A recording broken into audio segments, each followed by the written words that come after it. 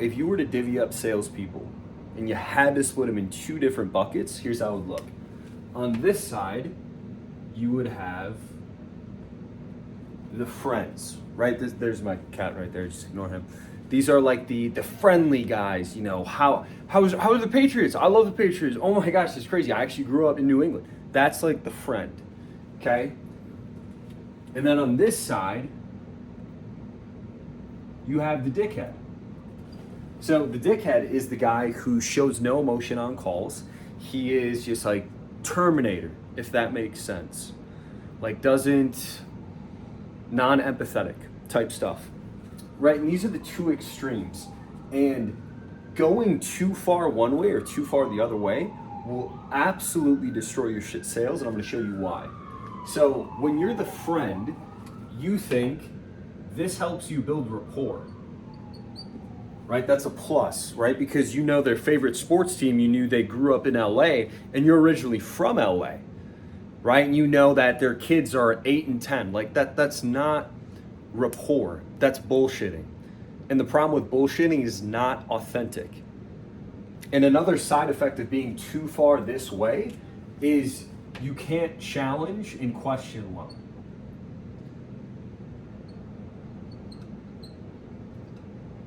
And here's what I mean. You know exactly what I'm talking about when you're in a discovery, you're being too friendly, and the prospect gives you a bad answer, and you just say, oh yeah, that makes sense. That makes sense. When it doesn't make sense. Or they give you some objection, you're like, and you validate it. They're like, yeah, I see where you're coming from. That's a consequence of being too friendly. And the problem with this, is when you're too far this way, is it lowers your status.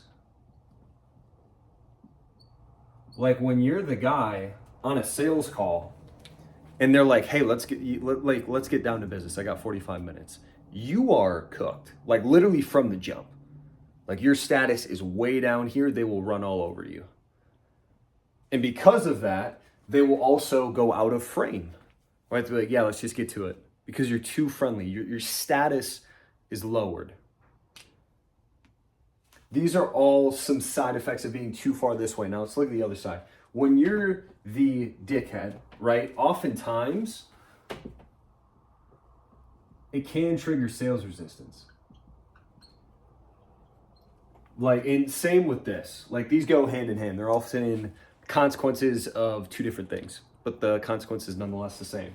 Is you get sales resistance because like when you're so Terminator, like just get to it emotionless, it's hard for people to like feel safe, if that makes sense, around you. So it kind of triggers that resistance. It just makes them seem like they're going through a script.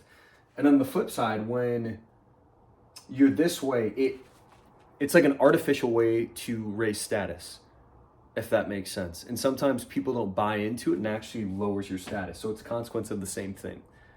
So like if I get on a call and I'm like, yeah, so Jim, what made you want to book time on my calendar? Okay, like, you know what I mean? Or like, we only offer 10 spots a month.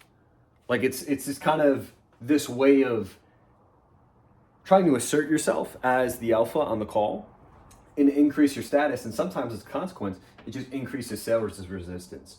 So either of these sides, like they're not good. It's not good to be too far this way or too far that way, right? You can lean towards one side versus the other, but the money is in the gray, right?